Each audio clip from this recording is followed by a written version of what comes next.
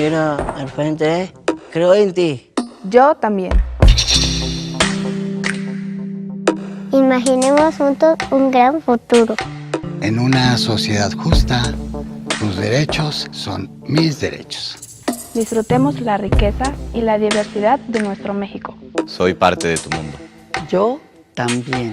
Yo también.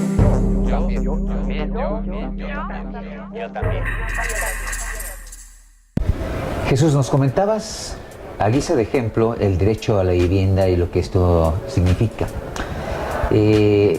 Generalmente las ciudadanas, los ciudadanos identifican los derechos humanos con cierto segmento, con una porción limitada quizá, pero resulta bastante ilustrativo que te hayas referido al derecho a la vivienda. ¿Qué otros derechos, qué otros derechos que de pronto no son, digamos, tan usualmente invocados por el ciudadano, son derechos humanos? Sí, efectivamente, como los derechos humanos, decíamos al principio, constituyen un concepto también histórico. Sí. Los derechos humanos se han ido completando, o hay una lista que no será nunca exhaustiva, sí, que se ha ido conformando en virtud de estos derechos. Hay derechos, podríamos decir, que son genéricos y de los cuales se desprenden otros, como por ejemplo el derecho a un nivel de vida adecuado, así señalado en el derecho internacional de los derechos humanos, del cual se desprenden pues todos los derechos sociales, como la propia vivienda, como el derecho fundamental, claro, a un nivel de vida adecuado, que es un derecho genérico. Exacto. Y que tiene un contenido inmenso y que tiene que ver con derechos sociales que en principio hace algunos siglos no eran considerados derechos humanos. También de ahí deviene, pues, me parece, la importancia de la pregunta, sí, porque en un principio se pensaba en derechos humanos únicamente hablando de derechos civiles. Sí. Derechos civiles, o posteriormente derechos políticos, exactamente, ¿no? Derechos políticos.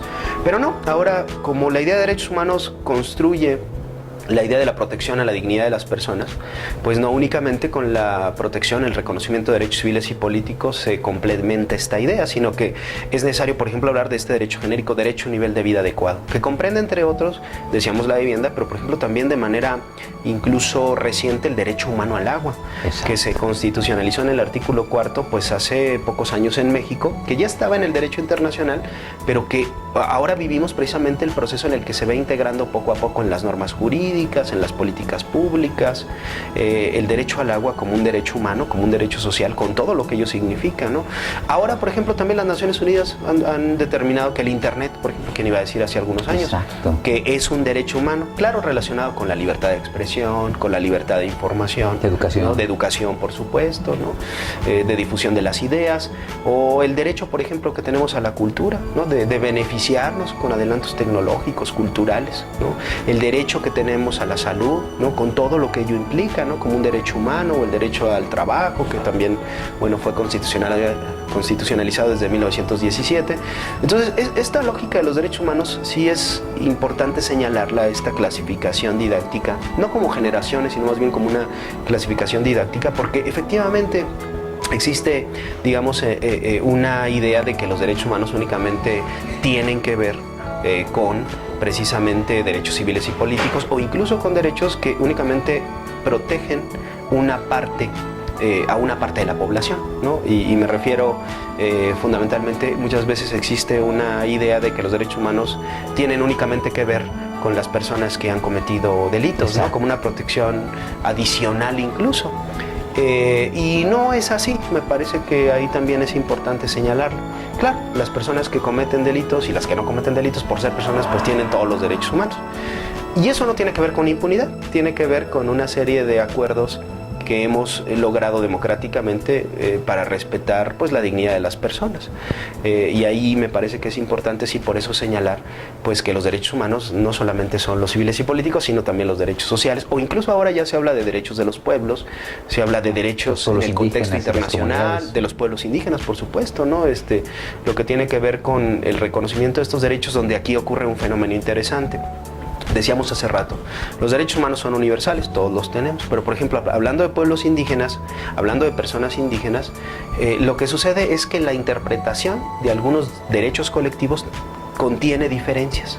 en virtud de la particularidad cultural, ¿no? También eso es importante decirlo. Por ejemplo, para los pueblos indígenas su territorio pues constituye un elemento esencial, un elemento cultural, no solamente la tierra como tal, sino hay una relación espiritual que tienen los pueblos y las personas indígenas con su propio territorio. Entonces, el derecho al territorio es un derecho humano, sí, pero en el caso, por ejemplo, de los pueblos indígenas hemos entendido con mucho trabajo, ¿no? Y después de muchos siglos, que hay que darles una interpretación distinta, no como un privilegio, sino como un reconocimiento particular, ¿sí?, de su condición indígena y de la perspectiva y de la cosmovisión que tienen en el mundo sobre determinados temas. Igualmente, por ejemplo, ahora ha pasado con los derechos de las mujeres, ¿no? De pronto hay todavía algunos que dicen, pero ¿por qué una ley de acceso a las mujeres, una vida libre de violencia? Pues no, que los derechos son para todos.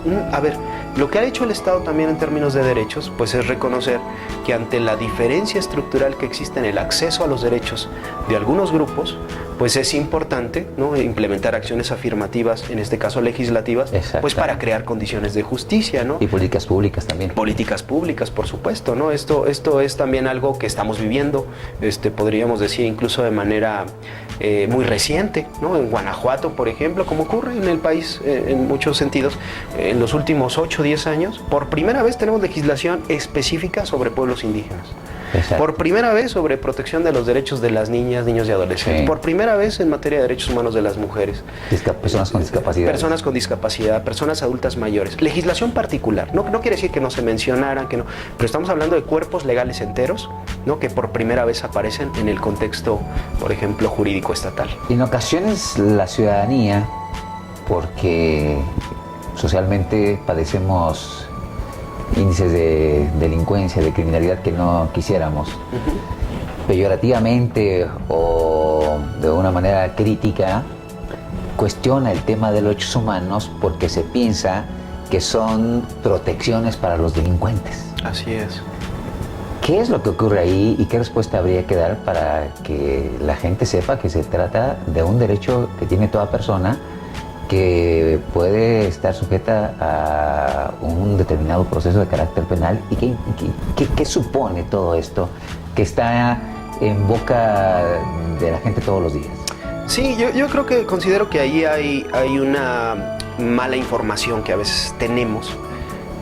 No lo juzgo, tampoco socialmente yo entiendo, ¿no? Hay por ejemplo ahora, yo lo entiendo, por supuesto, yo creo que todos hemos vivido momentos de inseguridad o momentos en los que hemos observado cómo la delincuencia crece, cómo muchas veces nuestros aparatos estatales no han dado respuestas óptimas, ¿no?, para la disminución en la comisión de delitos, por ejemplo. Es decir, yo entiendo, hay un desánimo social que luego ocasiona que se piense, entre otras cosas, que los derechos humanos para lo que sirven es para proteger delincuentes. Tenemos que recordar que los derechos humanos como derechos preferentes pues los tenemos todos. Claro. Tenemos que recordar que todos y todas en cualquier momento podríamos cometer algún delito. Cierto. Todas y todos podríamos ser sujetos de un proceso penal. Todas y todos, ya sea imprudencialmente, dolosamente, todos estamos en esa condición. Y lo que hemos concluido socialmente y democráticamente pues es que a todos nos conviene que se respeten una serie de derechos, lo cual no implica que no se imparta justicia, lo cual no implica que no se castigue a las personas que cometen delitos, lo cual no implica que los jueces con toda la energía dicten sus sentencias, lo cual no implica que, por ejemplo, los sistemas de seguridad pública actúen con toda la legitimidad y la fuerza que la ley les otorga, sino precisamente realizando controles, ¿no?, para no invadir la esfera de la dignidad de las personas, ¿no? Entonces, a todos nos conviene, yo así lo estimo, vivir una cultura de respeto a los derechos humanos. Es decir, quien comete un delito, pues tendrá que ser enfrentado frente a las autoridades, tendrá que ser analizados los casos, tendrán que dictarse las sentencias correspondientes, tendrá el Ministerio Público que realizar su labor, pero siempre, digamos, con controles al poder del Estado, ¿no? Los derechos humanos finalmente son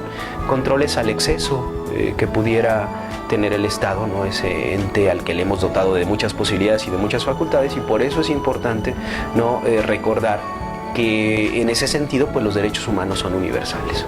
Claro, porque el Estado finalmente puede con su actuar afectar las libertades y los derechos y la integridad de las personas, y de lo que se trata es de establecer valladares para que no se sobrepase el Estado, pero también buscar mecanismos para que el Estado se abstenga y también para que actúe en determinado momento para que las personas vivan con dignidad. Por supuesto, pensamos por ejemplo en una persona privada de su libertad, ¿sí?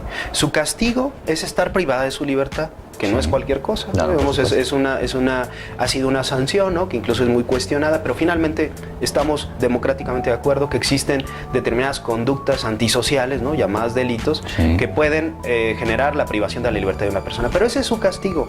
Su castigo no es que la torturen, ¿no? Digamos, la responsabilidad no está legitimada si es que no se le atiende en sus derechos de salud o en sus derechos de alimentación. Entonces habría que tener ese contexto, no de la impunidad, sino más bien el respeto de la dignidad, lo cual no implica impunidad en ningún caso. ¿Puede ser un nuevo corte, Jesús? Claro que sí. Continuamos con este programa sobre derechos humanos.